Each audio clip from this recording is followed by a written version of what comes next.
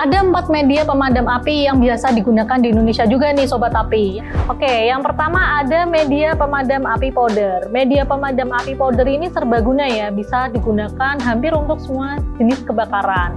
Sering kita temui di kehidupan sehari-hari, biasanya digunakan baik itu di industri, perkantoran, bahkan untuk rumah-rumah. Nah, cuman ada yang membedakan nih untuk powder yang untuk kelas kebakaran A, B, C, dan D. Khususnya untuk D.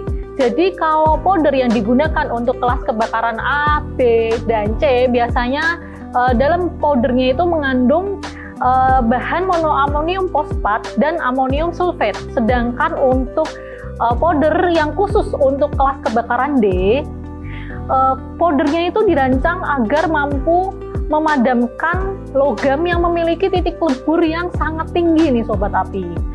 Jadi kandungan bahan pada powdernya itu berbeda ya Sobat Api. Jadi bahannya itu biasanya menggunakan powder grafit, granula sodium chloride, dan copper base. Dan uniknya juga Sobat Api, powder untuk kelas D ini justru nggak bisa loh untuk madamin kelas A, B, dan C. Begitupun sebaliknya, untuk powder yang dikhususkan untuk kelas A, B, C itu nggak bisa buat madamin kebakaran kelas D. Paham ya Sobat Api?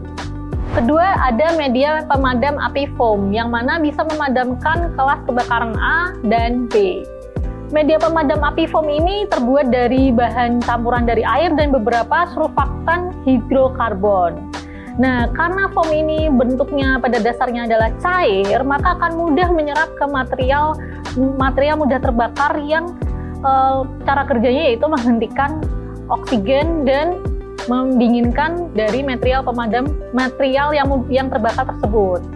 Nah, foam ini biasanya cocok digunakan untuk industri furniture karena di dalamnya penuh dengan material mudah terbakar seperti kayu.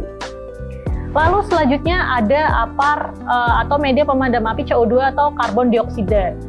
Media pemadam api karbon dioksida ini cocok untuk kelas kebakaran B dan C, yaitu kebakaran karena zat cair dan gas mudah terbakar dan electrical.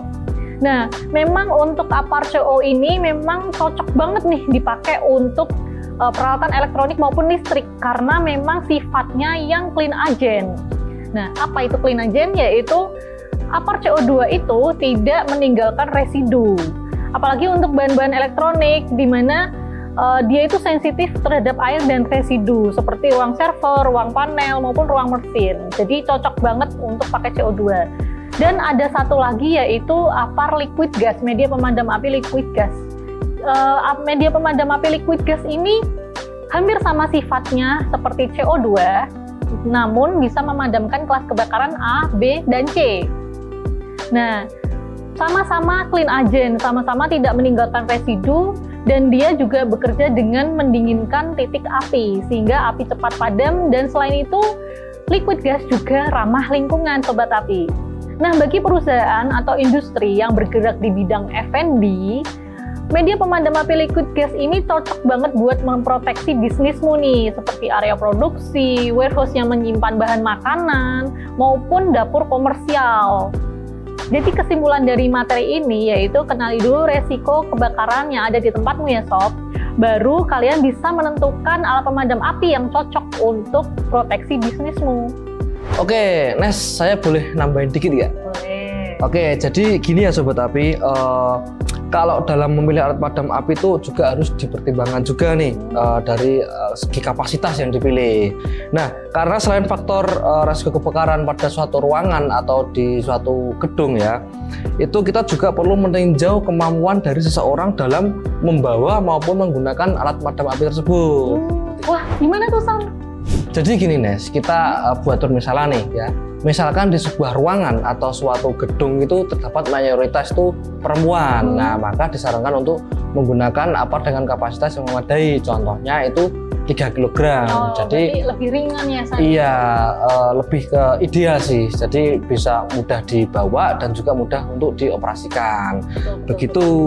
Nah, kalau misalkan nih dalam suatu case, satu ruangan itu harus dibutuhkan APAR dengan kapasitas 6 kg. Nah, kita bisa menggunakan alternatifnya itu 2 buah tabung APAR 3 kg seperti itu.